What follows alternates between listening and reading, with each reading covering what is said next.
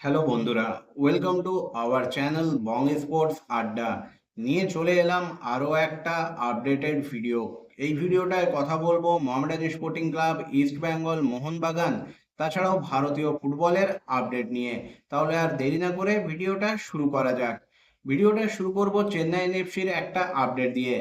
আজ officially Chennai FC কিন্তু তাদের হেড কোচ ওয়েন কোয়েলের সঙ্গে পার্ট অ্যাওয়ে করে নিয়েছে। হ্যাঁ, তাকে তারা বিদায় জানিয়ে দিয়েছে।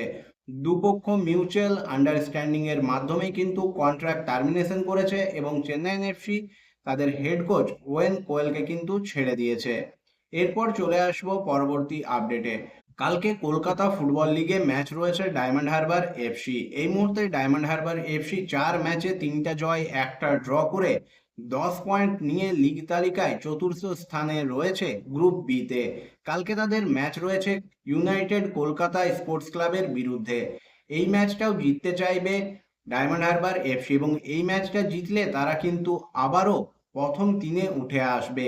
এবার কিন্তু যথেষ্ট ভালো ফুটবল খেলছে এবং ভালো ফর্মে রয়েছে ডায়মন্ড হারবার এফসি। যেহেতু প্রতিটা দলেই এবার কিন্তু 19-20 তফাৎ, তাই প্রতিটা দল একে অপরকে কড়া চ্যালেঞ্জ ছুড়ে দিচ্ছে। তবে সেই সমস্ত চ্যালেঞ্জ সামলে ডায়মন্ড হারবার এফসি কিন্তু তাদের অসাধারণ ফর্ম অব্যাহত রেখেছে। প্রথম ম্যাচে ড্র করার পর লাস্ট 3টে ম্যাচেই জয় তুলে নিয়েছে ডায়মন্ড হারবার এফসি। এবার তাদের লক্ষ্য 4-4 করা। যদিও কালকের ম্যাচটা কিন্তু সহজ হবে না। ইউনাইটেড কলকাতাও যথেষ্ট শক্তিশালী দল এবং তারাও কিন্তু যথেষ্ট ভালো ফুটবল মেলে ধরছে। তবে ডায়মন্ড হারবার এফসির প্লাস পয়েন্ট হলো লাস্ট 3টে ম্যাচে তারা কিন্তু একটাও গোল হজম করেনি। অর্থাৎ ডিফেন্স কিন্তু দুর্দান্ত খেলছে ডায়মন্ড হারবার এফসি এবং 3টে ম্যাচে ডায়মন্ড হারবার এফসি ন্যারো গোলে জিতলেও ডায়মন্ড হারবার এফসির স্ট্রাইকিং ফোর্সও কিন্তু দুর্দান্ত। মাঝমাঠ, অ্যাটাক, ডিফেন্স 3টে কিন্তু দুর্দান্ত কম্বিনেশনে খেলছে এবং 3টের মধ্যে মেলবন্ধনও কিন্তু দুর্দান্ত দেখা যাচ্ছে মাঠে। যার ফল ডায়মন্ড হারবার এফসি কিন্তু, যেখানে কলকাতার বাকি দলগুলো, বিশেষ করে বড় বড় দলগুলো খাবি খাচ্ছে, ডায়মন্ড হারবার এফসির বিজয় রথ কিন্তু দুর্দান্ত গতিতে ছুটে চলেছে। এরপর চলে আসবো পরবর্তী আপডেটে। কালকেই তোমাদের জানিয়েছিলাম কলকাতা ডার্বি।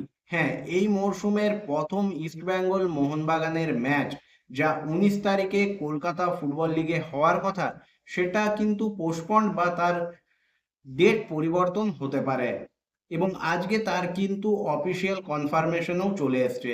কলকাতা ডার্বি যেটা 19 তারিখে হওয়ার কথা ছিল, সেটার ডেট পরিবর্তন হয়ে সেটা হতে চলেছে 26শে জুলাই কল্যাণী স্টেডিয়ামে। অর্থাৎ মরশুমের প্রথম ডার্বিই কিন্তু পিছিয়ে গেল।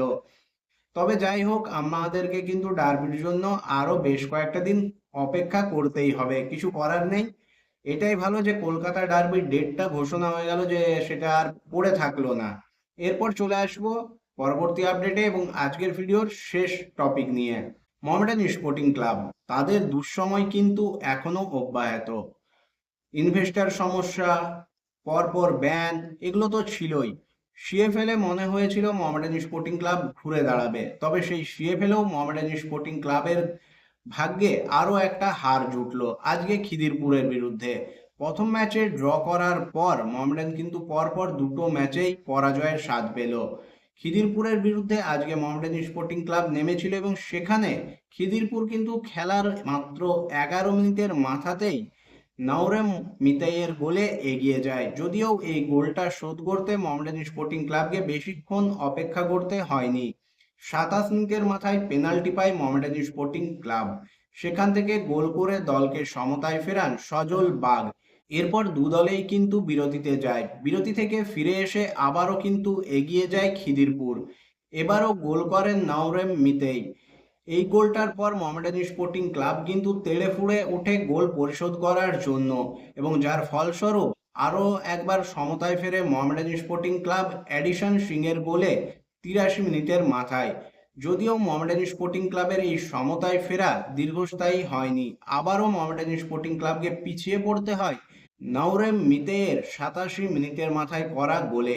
এই নওরেম মিতেই আজকে কিন্তু মোহামেডানের বিরুদ্ধে হ্যাট্রিক করলেন এবং দলকে মহামূল্যবান 3টে পয়েন্টও কিন্তু এনে দিলেন। এক কথায় এই নওরেম মিতেই নামক তরুণ খেলোয়াড়টির কাছেই আজকে মোহামেডান স্পোর্টিং ক্লাবকে কিন্তু হারতে হলো।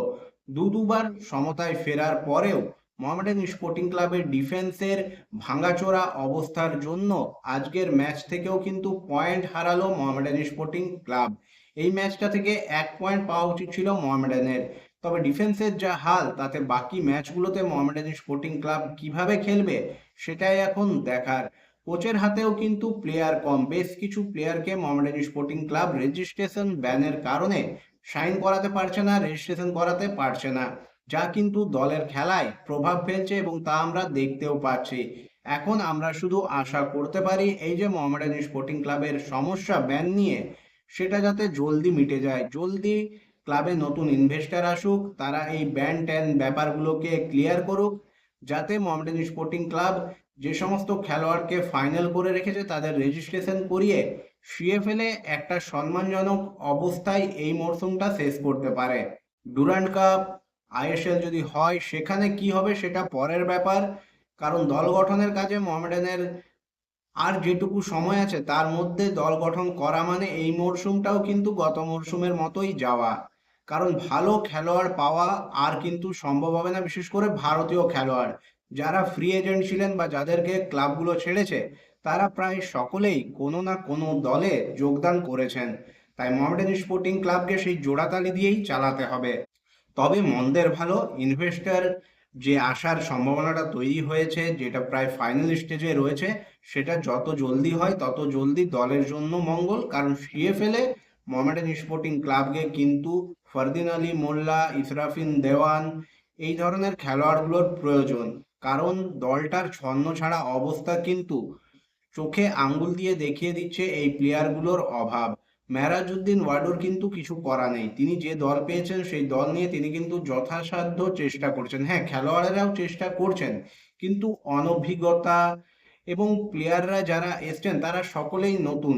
এই ধরনের একটা টুর্নামেন্টে এই ধরনের একটা ঐতিহ্যশালী দলের জার্সি পরে খেলার মতো অভিজ্ঞতা বা খেলার মতন কন্ডিশন কোনোটাই তাদের নেই, তা কিন্তু তাদেরকে দেখেই বোঝা যাচ্ছে। একটু চাপ এলেই তারা কিন্তু ভেঙে পড়ছেন। বন্ধুরা, আজকের এই ভিডিওটা এই পর্যন্তই। তোমাদের কি মনে হয় মোহামেডান স্পোর্টিং ক্লাবের এই ব্যান উঠে গেলে মোহামেডান কি পারবে সিএফএল-এ একটা সম্মানজনক জায়গায় শেষ করতে? অবশ্যই সেটা তোমরা কমেন্ট করে জানিও। ভিডিওটা যদি ভালো লেগে থাকে অবশ্যই লাইক, কমেন্ট এবং শেয়ার করে দিও। চ্যানেলটার পাশে থেকো, সাবস্ক্রাইব করে নিও। দেখা হবে পরের ভিডিওতে।